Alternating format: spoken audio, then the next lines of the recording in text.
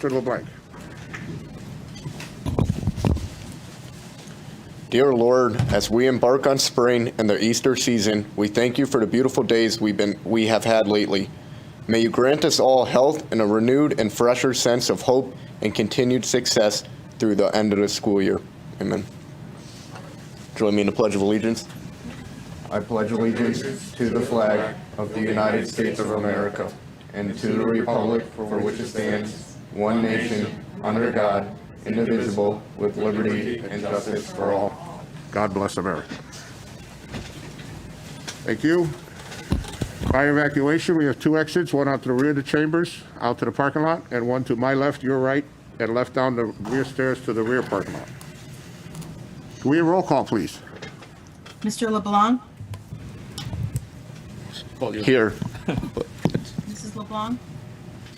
I can barely hear you. Kathy, you gotta speak up. Mrs. LeBlanc? Can you hear me? Yes, there we go. Okay. Mrs. LeBlanc? Here. Mr. Ryder? Here.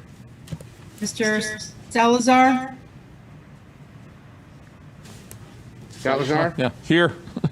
Mrs. Thurston? Mr. Ungary? Say it again. Cushman? Here. Mrs. Hall? Here. Chairman Krizel? Here. Thank you. Mr. Ungeier's away on business. Board guests, we have none. Number 7, superintendent's report will be done by our assistant superintendent. Mr. Assistant Superintendent. Yep, good evening. Sorry for Mr. Drezik's absence. He had a chance to do a college tour with his oldest daughter, and so we gave him some time off, right, Mr. Krizel? We gave him a little time off to go see some schools with his oldest. It was approved. Very good. This will be much quicker for everyone. So real He's quick. all done, here. thank you. Pretty much. Just a reminder that all Enfield Public Schools and offices will be closed on April 2nd in observance of Good Friday. Students and staff will also be off starting on Monday, April 12th through Friday, April 16th, and that is for our spring vacation, so I hope everyone enjoys that time. Also, we are welcoming back all EPS students back to in-person learning 4 days a week, starting on Monday, April 19th. That's the Monday after spring vacation. As a reminder, Wednesdays will remain as remote learning days for the remainder of the school year, as parents plan that out for the rest of the year. So we are almost there. As spring has sprung, we're getting very close to quite a bit of normalcy in the Enfield Public School system. So on behalf of Mr. Drezik and myself, just thank you for everyone's patience as we get our kids back into school. And that is it for the Assistant Superintendent's report. And just a reminder, this Thursday is remote because the staff is going back for their second shots tomorrow. And then also next Wednesday, there'll be second shots. So next Thursday will be remote, and next Friday, obviously, is off for Good Friday. So just a reminder, everybody. Thank you, sir. Moves us to audiences. Anyone in the audience want to speak? Please come up, 3 minutes. Your name and address for the record so Kathy can get it down. Sure thing. Amanda Pickett, 33 Guild Street. So first I want to say thank you to the nurses, the staff, and leadership for this collaborative approach to get vaccinated. It's a big deal, and my family and I thank you for all taking this step to get our kids back in school. As a mom, I value transparent leadership. So Mr. Drezik, you're not here tonight, but I'll thank you to Mr. Longy. I thank you for your open and honest communication. I'm not going to lie, I needed a notepad for that last email around the dates going back to school and all that crazy stuff. But in that email, I saw a leader that cares and is providing access to decision-making process. So I thank you, Mr. Drezik, for that. At the last meeting, I heard all of you, Board of Ed members, take a commitment to do more around racial equity. CABE conversations, reflecting, learning, asking, thank you. But I want you to know that as a mom, I'm going to hold you accountable for that. I'm expecting to see action. I'm expecting to hear more about the plans for equity and how students and families and the community will be involved in this work. So COVID has been a nightmare in so many ways, but there is a silver lining. We are about to have a once-in-a-lifetime opportunity with access to funding and supports. I'm here to ask you to continue that transparent and inclusive leadership. I'm also here because I believe we have an opportunity to center equity in the needs of our students, families, staff, and community in Enfield Public Schools plan. We have access to over $3 million with the elementary and secondary school emergency relief funds. This is separate from money the town's receiving and other funding that's coming through the relief fund. It's intended to bolster supports, not to lower our budget. So we need a comprehensive, long-term and short-term plan. We, parents, Board of Ed members, school staff, community members, need to hear about the use of the funds, but more importantly, how Enfield Public Schools is planning for strategies and supports to address the learning needs in our classrooms and the wellness of students, staffs, and families. We need to be ready to roll up our sleeves, get creative, hear multiple perspectives, and address things like wellness of our students and staff, equitable policies and practices, especially around discipline, and collaboration. It takes a village. Nobody can do this alone. Enfield Public Schools can't do this alone. So how can we leverage those community partnerships to allow for universal access to summer programs that address academics and enrichment? Partnering with summer camps, daycares, families to share resources so our students and families have access to what they need. We have an opportunity to think outside the box and to address the needs in a way that works for the entire community and supports student success. So thank you. Thank you. Anyone else?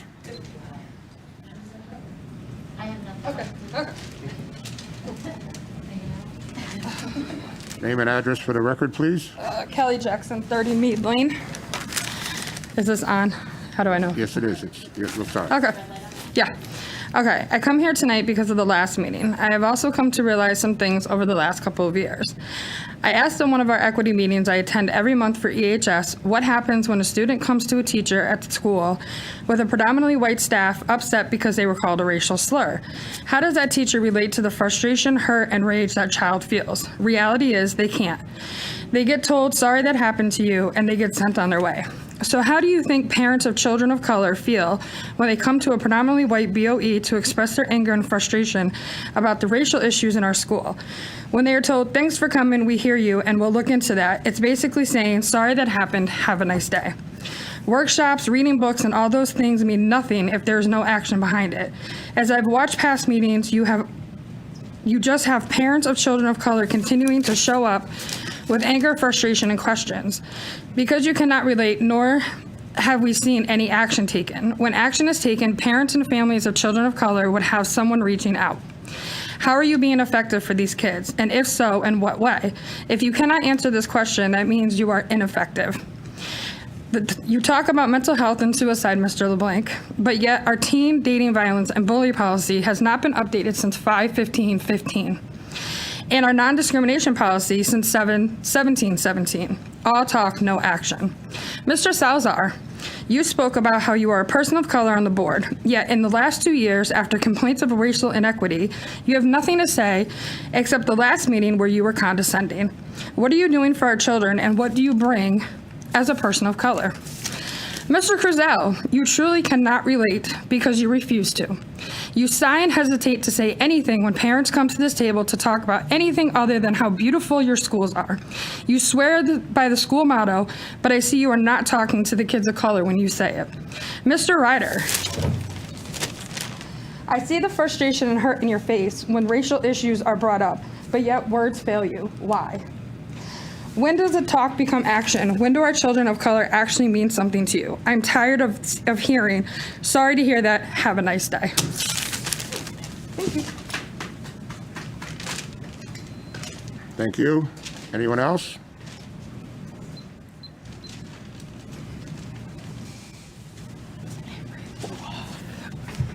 Don. Elizabeth Davis, I reside at 201 North Maple Street.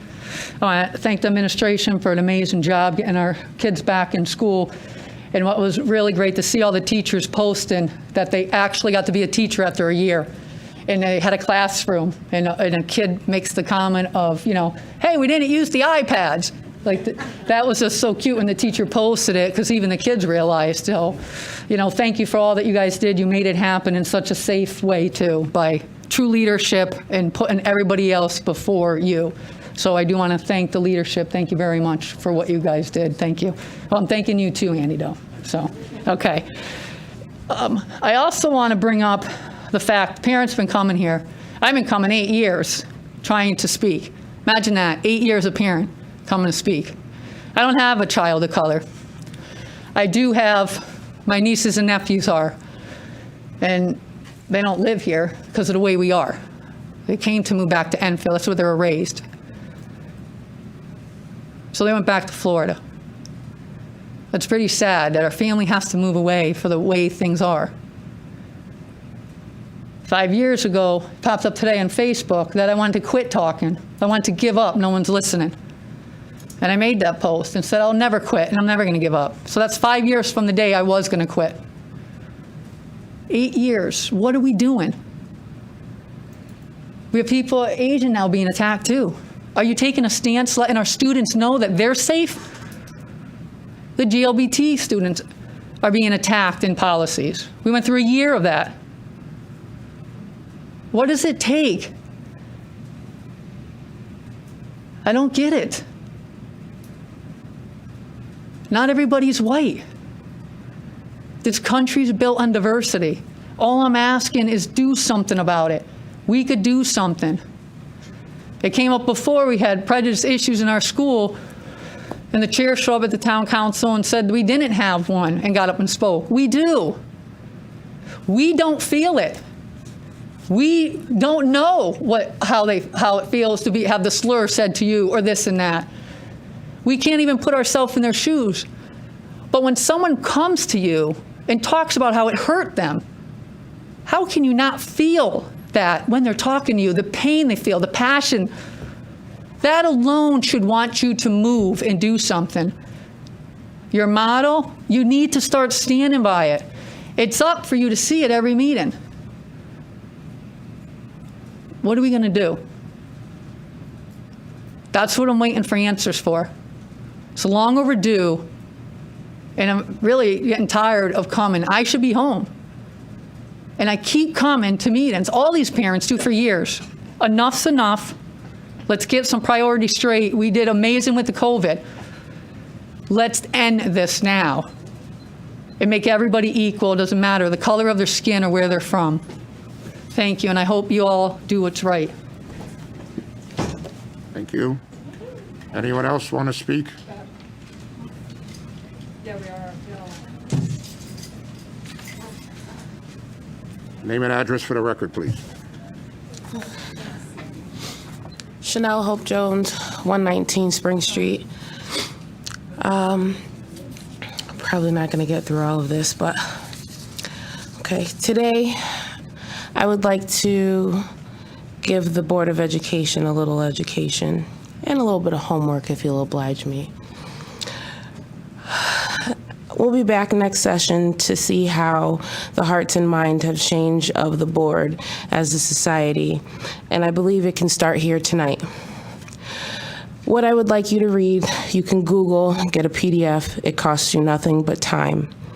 A book by Willie Lynch called The Making of a Slave from 1712. It will shed some light on why our society is the way it is, and his words and teachings in the American way of life has been so much so that we are not as brutal as we once were to others, but his methodologies still ring true to this day. And this is where we need to break the cycle of miseducation and start the re-indoctrination of our society that is more inclusive and with a renewed vision. A quote, "I have a foolproof method for controlling your black slaves. I guarantee every one of you that if installed correctly, it will control the slaves for at least 300 years. My method is simple. A member of your family or an overseer can use it. When it comes to breaking an uncivilized N-word, use this process, but vary the degree and the next step up the pressure, and as so, a complete reversal of the mind. Take the meanest, most restless N-word, strip him of his clothes, and in front of the remaining males and the females and that N-word infant, tar and feather him, tie each leg into 2 different horses faced in opposite directions and set them afire, beat them, and pull that man apart. The next step is to take a bullwhip, beating the remaining N-words to the point of death in front of the female infant. Don't kill him, but put the fear of God in him. And this can be useful for the future. That is indoctrination, the process of teaching a person or a group of people to accept these beliefs uncritically. Not saying that the Enfield Board of Education or the current indoctrination of our society is that mean and distasteful, but yet you see these things ever so presently in our society, the miseducation. As per the Board of Education's mission statement in the partnership of families, schools, and community, local state governments, our mission is to enable all students to meet high standards and make productive choices for their personal lives and contribute to a diverse global society and act as responsible citizens. That is the mission. This here states the standard for all of us to learn from, yet it is so broad in definition and is the main mission of our town's supposed indoctrination, and begins and must move to a more updated mission. Your current mission, it excludes so many but belittles even more. Though in its best taste, the best way to live up to the mission is to be very objective and concise.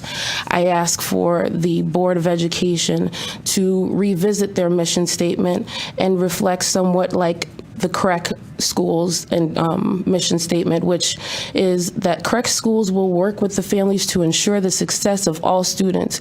We will eliminate opportunity gaps, provide rigorous, relevant, and engaging instruction, and guarantee schools where students can feel connected, achieve their goals, and are empowered to positively impact the world in which they live.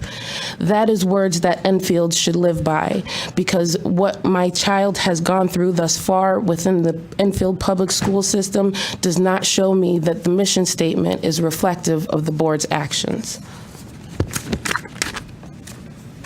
Thank you.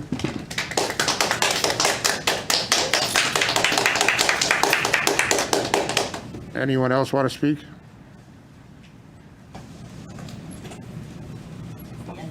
Anyone else want to speak? I want to see what they've done. Oh, no, we just came.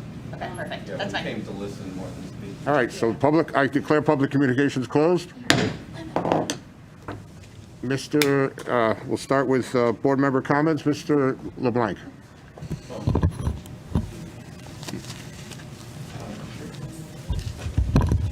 All right, good evening, everybody. First and foremost, I want to wish our spring sports success in the upcoming season. Their season will be starting shortly, so I wish them all the best. Secondly, Kelly, thank you for bringing that to my attention on the policies that have not been updated recently. Not going to act like I know, huh? That's the 5,000. It is the 5,000. They will be. So, right, because what's on the website now is not currently the new 5,000. All right, so Kelly, I hope that then addresses some of your concerns. So, but I know where you're getting it from the website, so that's good. So that's taken care of. Secondly, all right, now I got to get my train of thought back. That threw me off.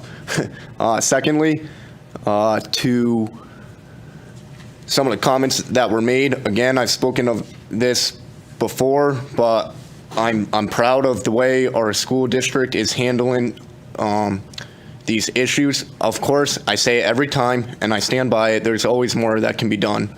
Nobody's arguing that, but at the same time, I like to give recognition to some of the things we are doing. Again, the high school equity team that meets monthly. One of the most predominant organizations in our high school, our equity team. They're great. They're involved in everything. And again, hopefully that can trickle down into some of our lower grades as well. Another thing on the curriculum committee, we have included new criteria into our education lessons to incorporate the equity and whatnot. So, of course, I think there can be more that can be done, but I'm also proud of what we've done as a district as well, and I stand by that. So I'm happy to listen to the concerns and see what we can do to, better ourselves, but be proud of what we're doing too, and I am. So besides that, I think that's it for tonight. Thank you. Thank you, Mr. LeBlanc. Ms. Cushman, do you have any comments?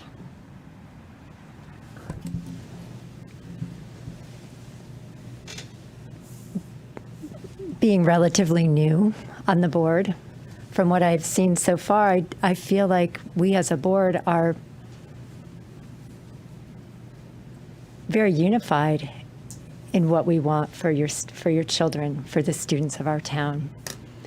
That we desire for them to have a place to go and to learn and grow that's safe, and a place where they will thrive educationally, thrive physically. And so I look forward to, I know there's been talk on the board that we do have a training that's coming up specifically to equity, and something that we're looking forward to doing together as a team so that we can improve. And we do appreciate you coming and holding us accountable. Thank you. Thank you, Ms. Cushman. Mr. Salazar. Thank you, Mr. Chairman. I guess I just want to make a couple of points.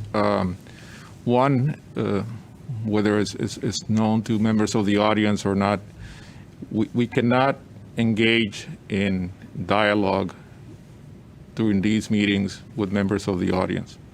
And there are matters, legally, we're precluded from discussing openly with members of the audience, and anybody for that matter. So it is not possible to engage in the kind of dialogue that I believe some of you are expecting to have during these meetings. This is just not the forum for it. Now, I invite those of you that are interested in finding out my personal perspective or having a conversation with me to do so. My contact information is on the site website, on the district's website, and I would welcome the opportunity to meet with any of you, with the understanding that when I speak from my perspective as an individual, and I cannot speak for the board, right? So I think ultimately, yes, you're here to judge our actions, and you have every right to do so. Ultimately, you're going to be able to do that based on the actions that we take as a board. Unfortunately, we're not going to be able to have a dialogue or explanations or convey messages to you, whether individually or as a group, while we sit here at these meetings. So we do thank your participation, and many times you have brought issues to our attention that I certainly wasn't aware of. So for whatever it's worth, I sit here and I listen. So thank you. That is it. Thank you, Mr. Salazar. Ms. LeBlanc, would you like to start? I just have a few things tonight. Ms. Davis isn't here, but yesterday on social media, on Facebook, was such a happy day as far as listening to what the teachers and the bus drivers had to say about the kids returning to school. One teacher said, I actually felt like a teacher again in, 13 months. And some of the conversations, and I'm paraphrasing, a little student saw another little student on the bus, and he said, oh, I haven't seen you in so long. And the student replied, yeah, I'm in first grade now. I just thought that was so cute. I literally laughed out loud when I read it, because there seemed to be a buzz with the kids from what the bus drivers were saying and the teachers were saying. And it seems like it was so long ago that we did all this, but sometimes it seems like it was just yesterday. So I'm hoping, that we can transition the kids and, just keep moving forward as far as that goes. But yesterday, it was just such a heartwarming day to hear what the bus drivers and the teachers had to say, and what parents were saying for their kids too. The next thing I'm going to say is I'm reading for Prudence Crandall tomorrow night at 7 p.m. I'm reading a bedtime story, so I'm excited for that. I talked to the SafeGrad folks, and they are having their virtual purse bingo this Saturday night. They can send you a link to sign up. The raffle will be the same night, and you can actually go and view the raffle prizes from 3 to 6 at 20 North Street. There's over 50 baskets for you to win with big prizes, and tickets are $1 or $5 depending on the basket. Cash only, please. And the winners will be drawn after bingo. It is $30 for a ticket and then $10 for extra bingo books. This is for, like I said, for purse bingo. And it's virtual due to COVID, and they are a lot of fun if you haven't been. The other thing I'm happy to report is I'm getting my vaccine tomorrow, and I'm actually really excited about that. And maybe some people don't understand that, but I'm really excited about that. Because it just feels like Monday, like we're getting back into some sense of normalcy. I want to thank everyone who came out, Ms. Pickett, Ms. Jackson, Ms. Davis, Ms. Hope Jones.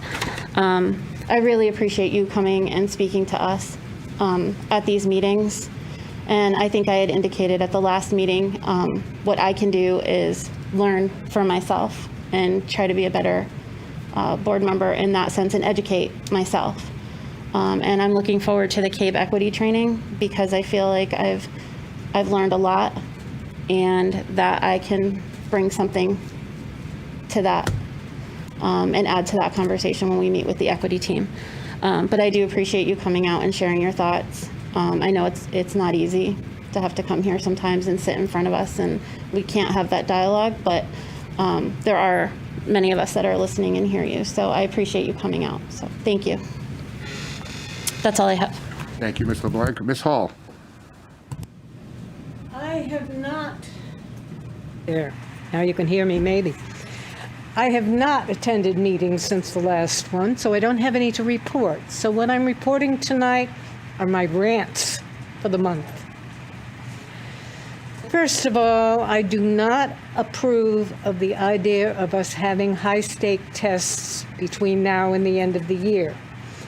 I don't think children who have been in such an upset year should have to concentrate on these superior tests for some unknown reason, even though I'm told they're not going to be counted to the extent that they have been in the past.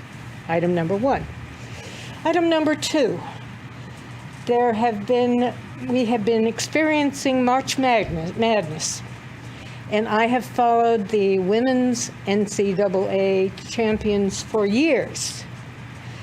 And only recently, for some reason, am I fully aware of the fact that they do not receive a share of the NCAA dollars, which are rolling in from commercials nationwide. I think we all should stand up and fight that particular issue. Thirdly, I'm very concerned that our parents feel the need to visit us regularly on the subject of equity for all. But nonetheless, I thank you for coming. Thank you, Ms. Hall. Ms. Thurston? Thank you, Ms. Thurston. Mr. Ryder? So since we've last met, I also, as Ms. LeBlanc mentioned, she's reading with the Prudence Crandall families this week. I did that last week on Friday. So thank you for the invite for that. I also pre-recorded readings for Hazardville Memorial and Eli Whitney schools, 2 different books for Literacy Week. The CABE conversations regarding equity training are happening soon. I had that in my notes. There's a transition to kindergarten event. It'll be virtual this year. It's April 22nd. That's sponsored by KITE and Enfield Public Schools. So if you're an incoming kindergarten family this fall, please look for details about that from the KITE website or enfieldpto.com. Hazardville Memorial School dates upcoming on March 29th. There's a Mad Science Assembly in junction with the sister school, Eli Whitney. So for Eli Whitney, same thing, March 29th, Mad Science Assembly. For Hazardville, for April 7th, HMS PTO meeting. April 8th, there's an assembly in school that day. April 30th, Cohort D will get their progress report cards, and May 2nd, Cohort C will get theirs, and that, again, is at Hazardville. And then Eli Whitney PTO meeting, April 7th at 5. I also wanted to ask a question of our curriculum committee. Maybe you could just let us know next time we meet as a group. I know that our former Education Commissioner, Miguel Cordona, who is now the U.S. Education Commissioner, before he left Connecticut, Public Act 1912, that high schools may begin offering courses in Black and Latino history studies. And it said high schools may offer that course beginning in the fall of 2021, so this coming school year, but it'll be required the following school year. So I just wanted to ask the curriculum committee if they could let us know that if we will be offering it this fall as the option before it's required the following fall. So just, we're doing it the following year? Okay, thank you. That's it for me for this week. Thank you. Thank you. And all I want to say is, everyone have a nice, happy Good Friday, next Friday, and have a nice vacation week, April 12th. Please unplug, let the kids go out and play. They deserve it. The weather's nicer. So just deserve the week off, and then when we get back on the 19th, we'll be full, hopefully back to full power and all that. So thank you. Mr. LeBlanc, you have another comment? I do. Mr. Ryder, to your point, from my understanding, the reason Enfield School District is doing it when it's required next year rather than implementing this upcoming fall is to get an understanding of how the pilot programs in other school districts are going to work, for we can get a feel for those and possibly even upgrade it more so into our fall 2022 school year. Thank you. And that's it. That's all I have. Anyone else? All right, so we move to number 10, unfinished business. We have none. Number 11, new business. Need a motion to approve the Carl D. Perkins supplemental grant. So moved. Moved by Ms. LeBlanc, seconded by Ms. Thurston. May I make a comment? Please, any discussion? Go ahead, Ms. Hall. We're not approving a grant. We're approving an application for a grant. And I'm not sure that that was clear in any of the documentation we received.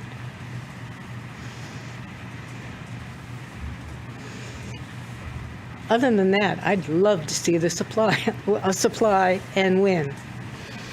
It's an attempt to bring the number of people back into, particularly women, into 4 areas: engineering, manufacturing, automotive, and design and pre-construction. Giving women an opportunity, or at least the knowledge about the subjects that they may not have had, and encouraging the parents perhaps to support them in these potential careers. Particularly manufacturing, which I find or have been told on many occasions that parents don't want their kids to go in that. That's messy. On the other hand, with robotics involving, they'll actually probably be spending more of their time controlling robots than they will personally putting little tidbits together. And all of the others are maybe non-traditional, but should not keep women out. Thank you. Mr. LeBlanc, you want to correct that? Go ahead. Any comments? Go ahead. Well, I believe Ms. Hall is correct. In order to apply for this grant, it had to be read into the Board of Ed minutes. So that's the reason it's on the agenda tonight. Right, so your vote, the minutes will actually go in the packet to apply for this grant. That's correct. And to second what Ms. Hall said, some of the ways that they want to implement these new strategies and materials to engage, recruit, and retain students who may be in special or underrepresented populations includes utilizing existing advisor stipends to continue student and parent programming in future years. So having an after-school program that parents and students can go to together to collaboratively work on projects in these fields. Utilize grant-funded tools and equipment in future years. Modify department supply requests to sustain the program in future years and expand opportunity to other special populations. So this is a starting point, and if the grant is read into the minutes, we all approve it, then we can apply for this grant, hopefully get accepted, and then continue to grow this program in future years as well. Any other discussion? Mr. Salazar. I wanted to add 2 points just for additional clarification. Although it is focusing on two underrepresented populations in particular, females, which were already stated, and also English language learners as well.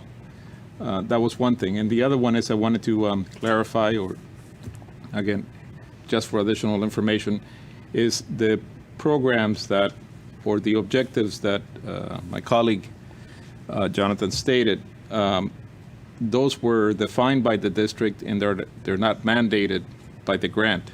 So I think here it is, the district, I think they deserve credit for taking this initiative to attempt to implement programs that will fulfill the grant purpose, but they weren't specifically outlined as to which steps had to be taken. So I just want to give the credit, I want to be credit to the district for the plan that they developed. Thank you. Any other discussion? Can we have roll call, please? Yes. Mr. LeBlanc? Yes. Mrs. LeBlanc? Yes. Mr. Ryder? Yes. Mr. Salazar? Yes. Mrs. Thurston? Yes. Mrs. Cushman? Yes. Mrs. Hall? Yes. Chairman Kruzel? Yes. Motion passes. Thank you. And 11B, discussion and action, if any, regarding the April 13, 2021 regular Board of Ed meeting. So I'd like a motion to cancel our April 13, 2021 meeting because it's on the week of our school vacation. Moved by Ms. Hall, seconded by Ms. Thurston. And if there's a need for a special meeting, we could always call one. So, any other discussion? Mr. LeBlanc. Yes, I would just like to say I'm a tiny bit concerned with canceling the meeting in regards to, we're here on March 23rd. Our next meeting, if this meeting's canceled, is on April 26th. That's over a month away. I believe there's a lot that can happen in that month, and including our older students are returning April 19th, as was stated earlier by our assistant superintendent. So that would be 7 days after, or yet 7 days after they have returned. So there's just a lot going on, and I think to cancel a meeting in the heart of all that would not be of the best interest. And I think a meeting could ease and settle any confusion that may be out there leading up to the return of our JFK and Enfield High students. So again, I will reiterate, we could always, if a need arises, we could always call a special meeting. We could even have it here if these chambers are available, so we're on TV, so. Anything else? Any other discussion? Kathy, roll call, please. Yes. Mr. LeBlanc? No. Mrs. LeBlanc? Yes. Mr. Ryder? Yes. Mr. Salazar? No. Mrs. Thurston? Yes. Mrs. Cushman? Yes. Mrs. Hall?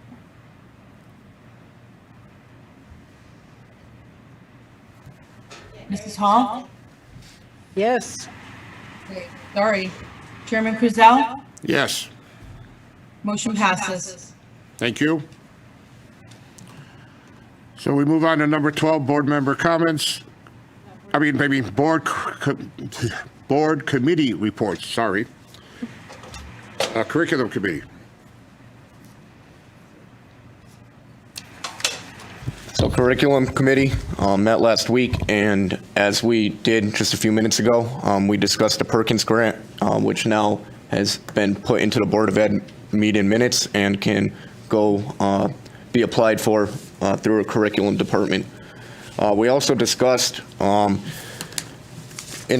accordance with state regulations, to have our PE and health classes each have 45 days each. So over the course of a semester, you have 90 days. So 45 of that will be geared towards physical education, and 45 days of that will be geared towards health. Before, it was a little off balanced, so this will settle that. And our next meeting is on April 22nd. Thank you.